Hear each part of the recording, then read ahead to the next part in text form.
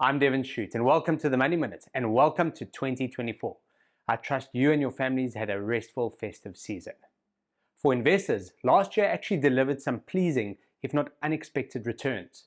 Now, when we started 2023, the market was convinced that the US would go into a recession, the inflation would continue to worry investors, and overall things would remain uncertain.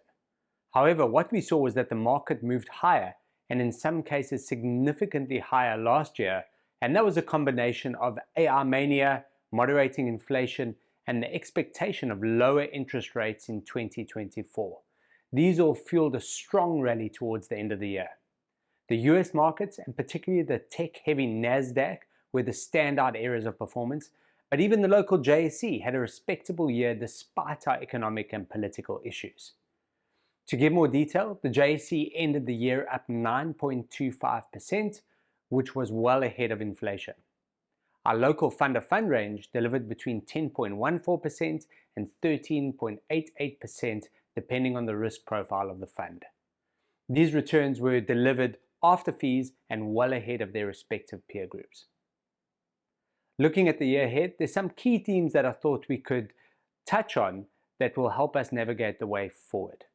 Firstly, interest rates are likely to move lower around the globe next year, and this will support markets as economic growth is likely to get slower.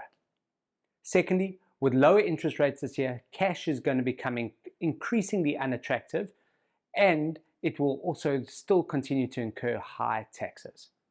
And lastly, emerging markets like South Africa are in an enviable position from an investment perspective. This is because of those first two factors I just mentioned, and if the US dollar weakens as a result and commodity prices improve, these both bode well for positive emerging market performance. So in summary, 2024 will continue to be filled with events that are impossible to predict.